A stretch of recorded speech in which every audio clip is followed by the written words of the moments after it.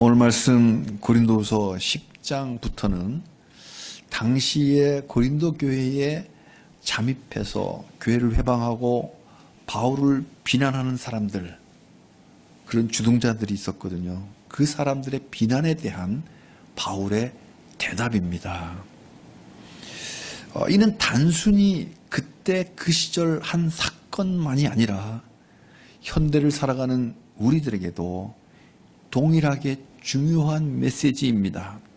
왜냐하면 지금도 세상은 우리 성도들을 향해서 동일하게 비난하고 있기 때문입니다. 우리가 기기 문명이 발달되고 컴퓨터가 발달되었을 뿐이지, 문명이 달라질 뿐이지 인간의 본질은 동일하기 때문에 이런 사건들은 계속 반복되어집니다. 영적 전쟁은 지금도 계속되고 있습니다. 전쟁을 하려면 무기가 필요합니다. 무기로 무장을 해야 되죠. 군인들은 무기로 무장을 하는데 병과마다 그 무기가 다릅니다. 보병에겐 소총이 무기이고, 포병에겐 대포가 무기고, 해병대에겐 상륙정이 무기입니다. 통신병은 무전기가 무기고요. 행정병과가 있습니다. 행정병은 볼펜이 무기입니다. 그래서 저희 때 우스갯소리로 행정병은 볼펜으로 총검술한다 이렇게 했던 적이 있습니다. 지금도 그런 농담 하나요? 그 사람의 정체성에 따라서 무기가 달라지는 거잖아요. 그죠? 병과에 따라서 무기가 달라져요. 그러니까 육에 속한 사람은 육의 무기를 쓸 것이고, 하늘에 속한 사람은 하늘의 무기를 씁니다. 오늘 말씀을 통해서 바울의 무기가 동일한 우리의 무기가 되기를 바랍니다. 바울의 대적자들은 크게 세 가지로 바울을 비난했습니다. 바울이 너무 육체를 따라서 행동한다. 몸이 너무 허약하다. 그리고 바울의 말이 너무 시원치 않다. 이렇게 공격했어요. 그러니까 사도가 아니다. 사도가 아니니까 바울이 전한 예수를 따를 필요가 없다. 이렇게 공격해 왔습니다. 그러니까 고린도 교회를 개척한 개척 목사님을 쫓아내려는 거예요. 그 이유가 몸이 너무 허약하다는 거예요. 비실비실하다는 거지. 말도 시원찮다는 거예요.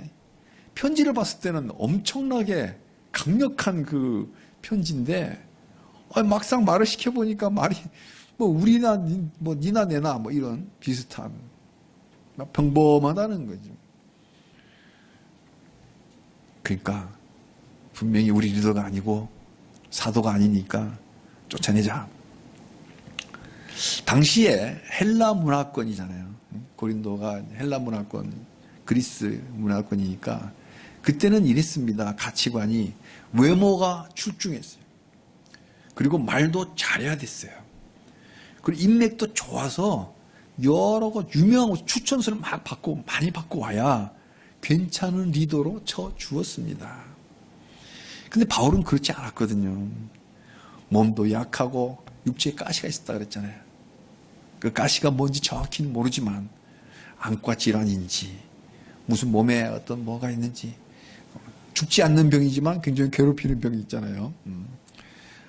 말도 좀 시원치 않았다.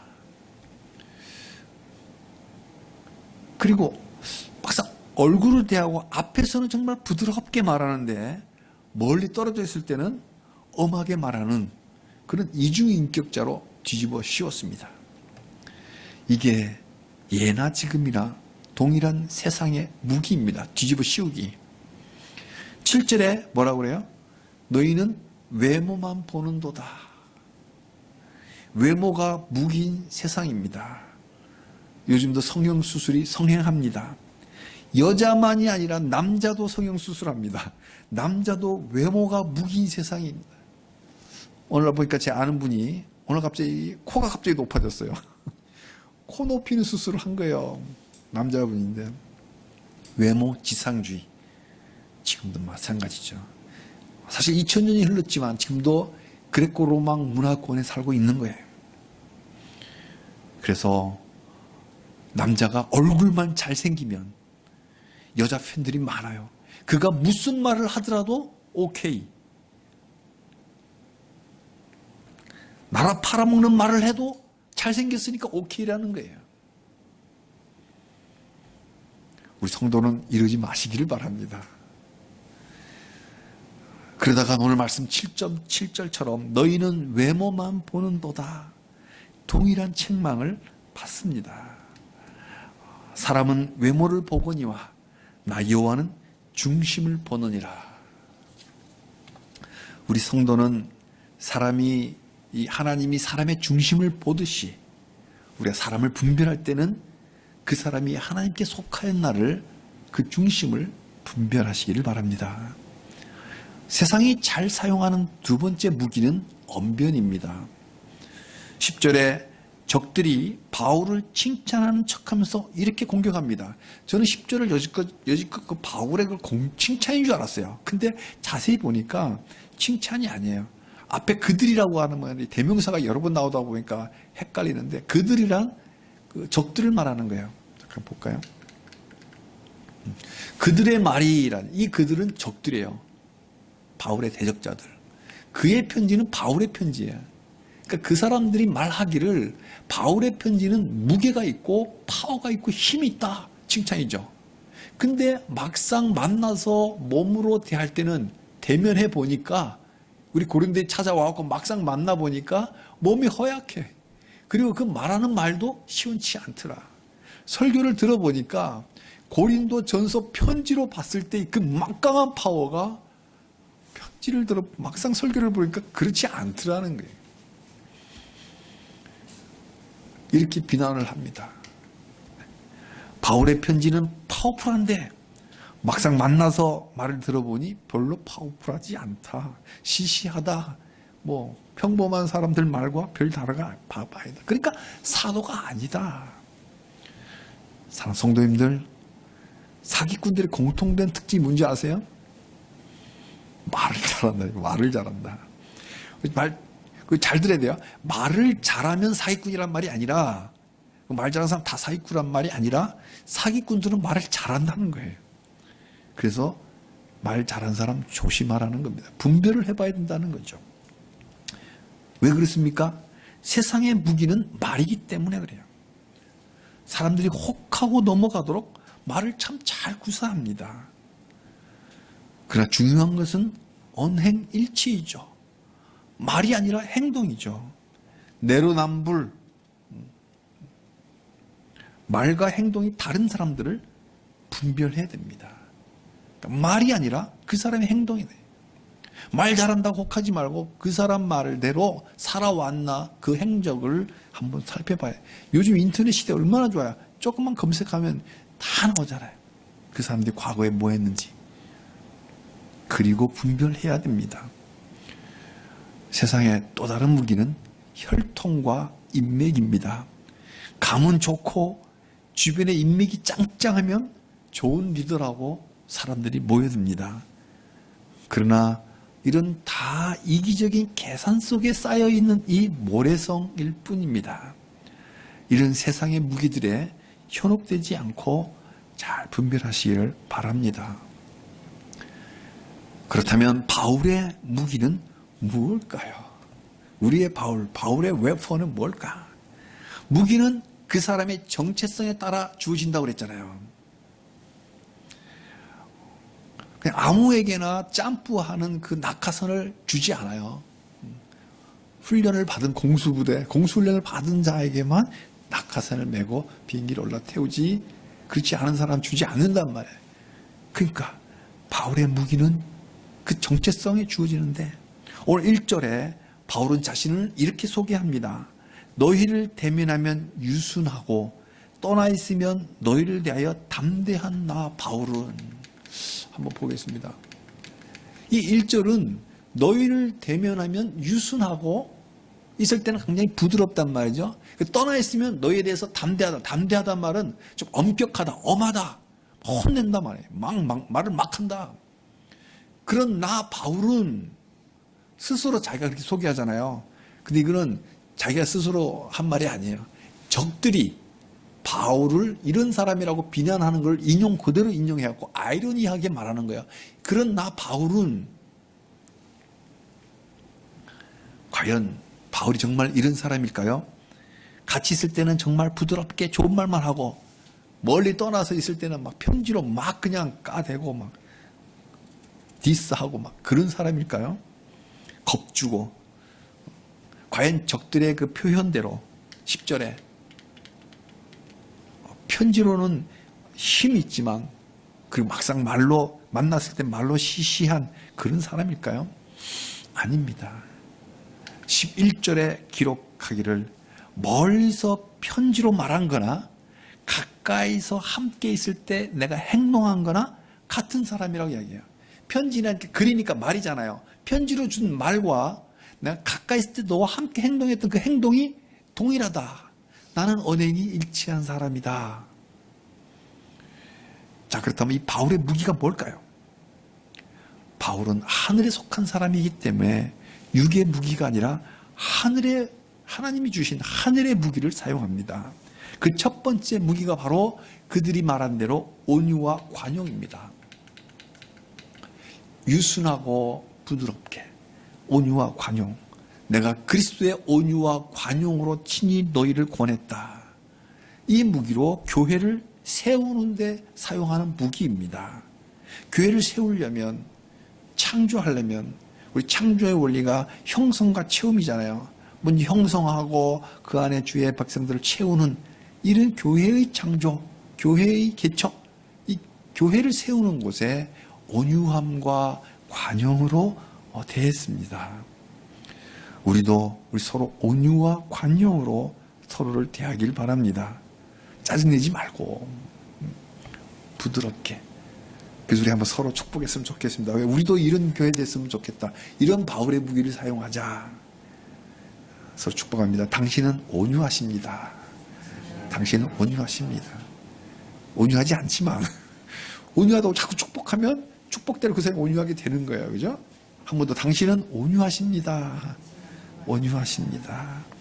항상 이해심 많고 부드러우시기를 바랍니다.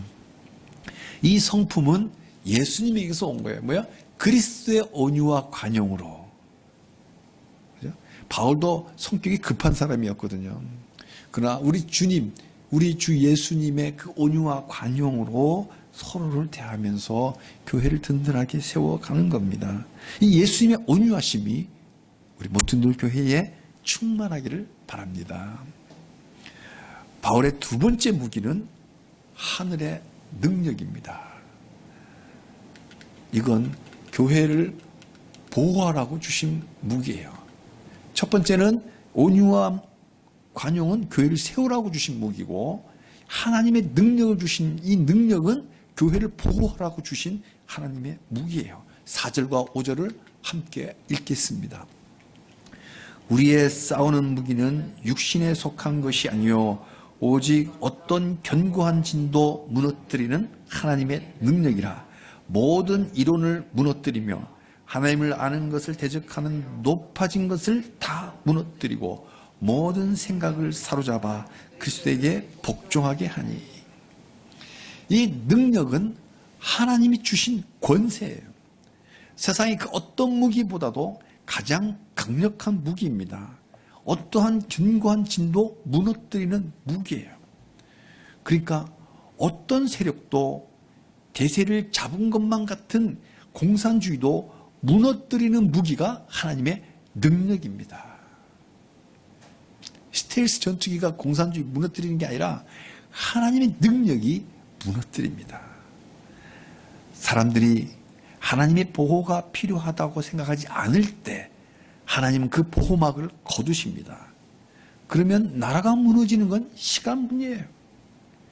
교회가 타락하면 나라가 망합니다. 역사가 검증하고 있잖아요. 역사를 잊어버린 자들은 그 뼈아픈 과거, 비참한 과거를 되풀이하게 되어 있어요. 일찍이 이스라엘이 겪었습니다. 수많은 선지자들이 경고했듯이 예레미야가 말했고 이사야가 말했고 회개하지 않고 그래도 하나님께 등을 돌렸기 때문에 결국 나라를 보호했던 하나님의 막을 거두셨으니까 이스라엘이 망한 거예요. 나만이 적화되면 교회도 없고 신앙도 없고 자유도 없고 인권도 없습니다. 벌써부터 전 국토를 국유화해야 된다 그러고 주택 거래할 때 정부의 허가를 받아서 해야 된다는 이런 공산주의가, 이런 발언들이 국민 무서운 줄 모르고 막 나오고 있습니다. 이런 상황에서 공산주의는 마치 견고한 진처럼 보입니다. 그러나 하나님의 능력은 얼마든지 이러한 강력한 진도 무너뜨리는 강력한 무기입니다. 사랑하는 성도님들, 이럴 때 우리 성도의 무기는 무엇일까요? 육에 속한 사람은 육에서 무기를 찾을 것이고 하늘에 속한 자는 무기를 하늘에서 찾을 겁니다. 오늘 4절의 말씀대로 우리의 무기는 어떠한 견고한 진도 무너뜨리는 하나님의 살아있는 능력입니다. 사랑하는 성도님들, 우리의 무기인 하나님의 능력을 그 담아있는 그 무기고는 어디에 있을까요? 우리의 무기가 하나님 능력인데 이 무기고가 어디에 있을까요? 하나님 능력이 어디에 있을까요? 어디서 나올까요? 이건 실제적인 질문입니다. 프랙티컬한 질문이에요. 하나님의 능력은 마술에서 나오지 않습니다. 미신에서 나오지 않아요. 신비주의에서 나오지 않아요. 신비한 하나님의 능력이 신비주의에서 나오지 않습니다. 어디서? 하나님의 말씀에서 나옵니다. 천지를 말씀으로 창조했던 그 강력한 능력이 담겨있는 하나님의 말씀, 기록된 하나님의 말씀이 뭐예요? 성경책이에요. 그래서 이 성경책 안에 담겨있는 하나님의 말씀에서 강력한 능력이 나옵니다. 그러니까 우리의 무기는 하나님의 능력인데 그 무기고가 성경책이란 말이에요. 이 성경책에서 무기를 딱 꺼내야 된다고요. 무기도 종류가 많잖아요. 빈대 잡는다고 초가상간 태우지 말라는 거죠. 우리는 성경 말씀을 매일 일정한 시간을 정해서 규칙적으로 묵상하면서 이 강력한 하나님의 능력을 무장하시기를 축복합니다. 우리 새해부터 시작한 우리 큐티 하기로 했잖아요. 매일 성경, 그죠? 우리 청년들은 순. 이 매일 성경으로 아침마다 자기 나름대로 정해진 시간에 큐티하면서 하나님의 능력으로 무장하시기를 바랍니다. 이 큐티에 보면 아주 중요한 매일 성경에 두 가지 포인트가 있죠. 하나님은 어떤 분입니까? 본문을 통해서 하나님이 어떤 분인가를 우리가 묵상을 해야 돼요. 그리고 그 하나님께서 나에게 뭐라고 말씀하시는지 이 두 가지를 포인트로 묵상을 해 나가시면 어느덧 세상이 감당하지 못하는 하나님의 능력으로 무장하게 될 겁니다. 또 하나의 바울의 무기, 이 하나님의 능력은 기도에서 나옵니다. 그래서 이 하나님의 능력의 무기고는 기도입니다. 2000년 전 예수님이 활동하던 그 시절에 한 아이가 귀신에 들려서 말도 못하는 귀신, 듣지도 못하는 귀신에 들려가지고 고생할 때 그 아버지가 아이를 데리고 예수님 찾아왔는데 예수님이 안 계신 거예요. 그러니까 제자들만 있는 거예요. 제자들한테 고쳐달라고. 제자들이 막 귀신아 나가라 막 했을 거 아니에요. 근데 귀신이 꿈떡도 안 했어요. 못 쫓아냈어요. 12명의 제자가 못 쫓아낸 거예요. 그래서 현장 예수님이 가까이 오시니까 이 아이가 아이 아버지가 예수님께 딱 데려간 거예요. 그리고 간청합니다.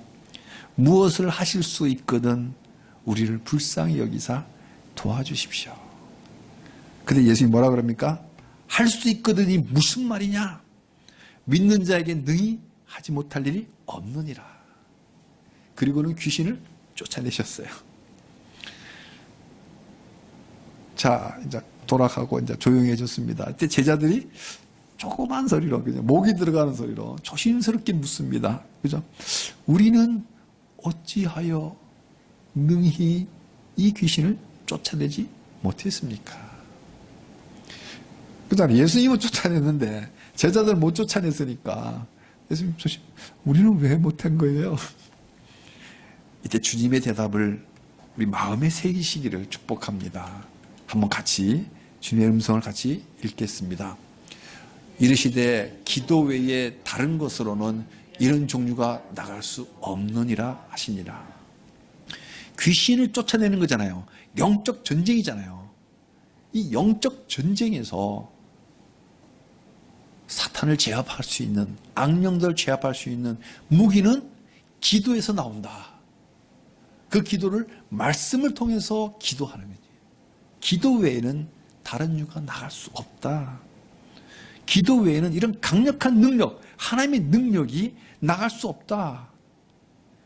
이 칼로 치면은 이게 하나님의 이 능력의 이 무기인데 이게 이 하나님의 능력인데 기도하지 않고는 이 능력이 나타나지 않는다. 할 수 있거든요. 도대체 무슨 말이냐?